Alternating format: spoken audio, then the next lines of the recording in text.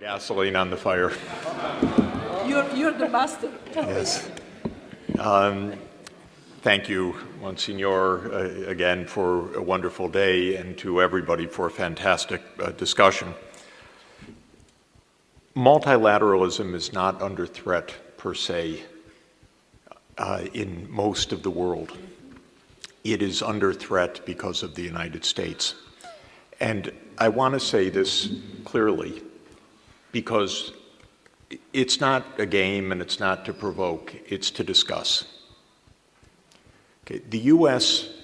was the predominant economic and technological power of the world for decades. This is no longer the case.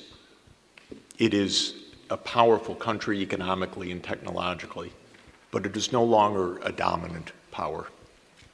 The European Union is a larger market.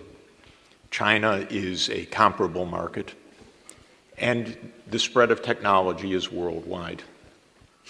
The U.S. is by far the most powerful military country in the world, though it learns war after war that the military can solve no political problems whatsoever.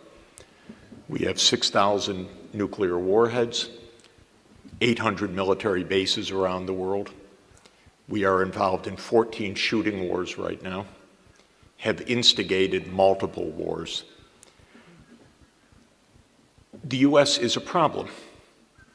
It became a far more significant problem with Donald Trump. He may or may not be president after November, but the U.S. became vastly more complicated for the world since 2017. These are not polite things to say.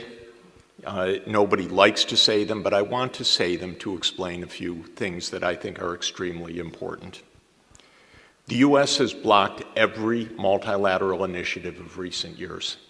It is the only country pulling out of the Paris Climate Agreement.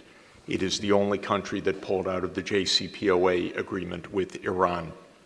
There is not a China-U.S. trade war. There is a U.S. trade war on China. That is different. This was an unpremeditated attack because of China's rising technological capacity. Have no doubt about it. What is this about Huawei or about ZTE or about others? It is because the U.S. realizes that China is gaining massive technological capability in artificial intelligence and other security-related areas, because China's talented, smart, minting hundreds of thousands of PhDs every year, and that's how the world works now. There's no monopoly of knowledge. There's no monopoly of talent. This is driving U.S. strategists crazy, because U.S. grand strategy is based on primacy. And that's not some fantasy of mine. This is in our documents, our doctrines, one after another. There can be no U.S. primacy in the world anymore that is safe for the world. That's not how the world works anymore, but that is how U.S. policy works. The U.S. is attacking the digital taxation. It has taken tremendous, disastrous cuts to corporate taxation, which is blowing up the worldwide taxation on companies. It has dismembered the WTO. There is no appellate process now.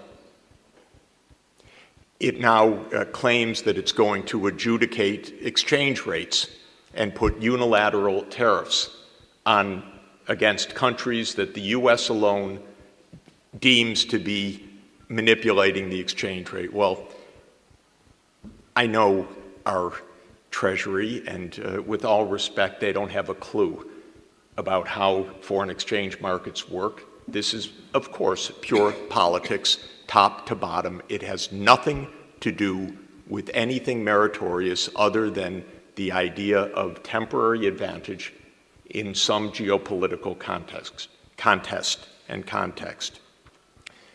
Last month, when Iraq said it wanted the U.S. military forces out, if you can imagine, the Treasury said, we will confiscate your foreign exchange reserves at the New York Fed if you persist in pushing our troops out. This is thuggery. This is a complete violation of every international rule.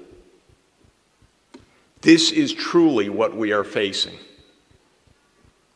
And I'm sorry to say it. It's my country. I'm not very happy to say it. But this is an imperial power in decline. And it is a dangerous country right now. It will be absolutely dangerous if Trump wins re-election. Now, okay, you don't have to say anything. No one likes to say these things, but this is actually important.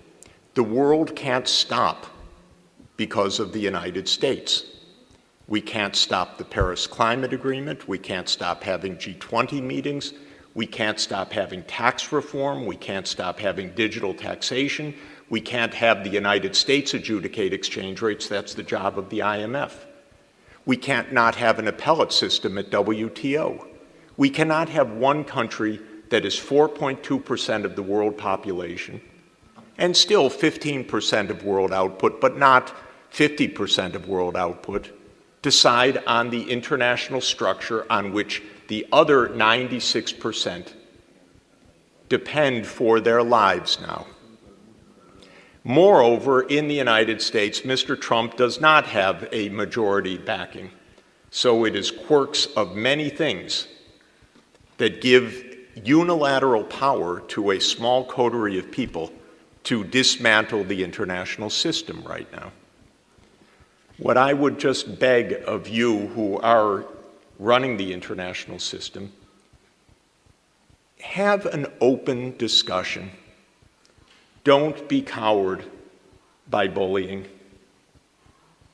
And let's proceed, because there is not a global crisis about multilateralism. There is a U.S. relentless daily pressure on multilateralism. This is quite different. I am traveling all around the world, month after month, meeting senior officials in every part of the world. There is no attack on multilateralism that I can discern anywhere. None. There is fear of the United States. This is different. Well, that's what bullies do. Bullies threaten you. You step a little bit ahead, you'll get pummeled. But if the whole world says, we continue our discussion, we continue the fight against climate change, you can do what you want. But we continue WTO, we continue climate change, we even have discussions at the fund and the bank. It's a little bit harder at the bank, but it's true.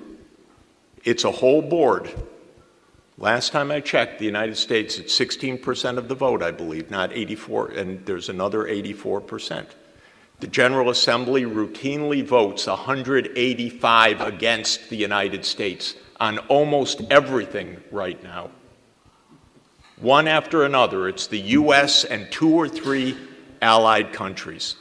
And I know how that works because the ambassadors tell me about the threats that the US is putting on, direct, vulgar threats. And I know about it one by one by one. So we are not in a crisis of multilateralism. And it's a bluff, like bullies bluff.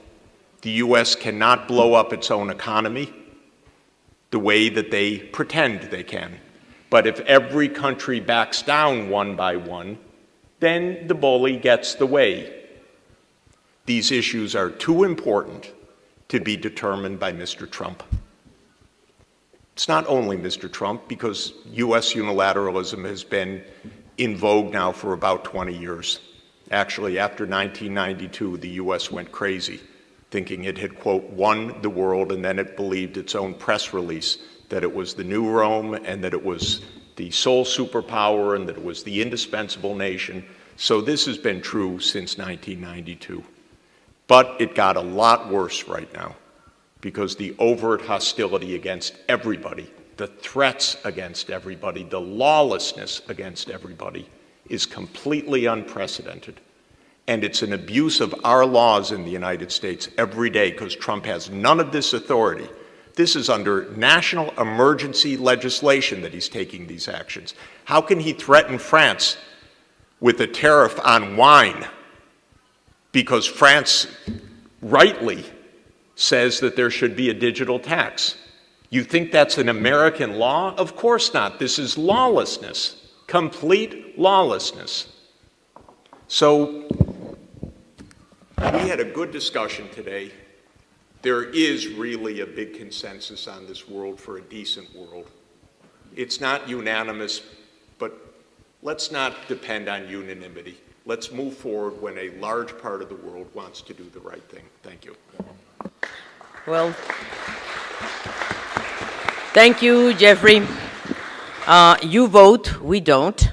So that's a little bit the problem. But thank you for that. Before turning the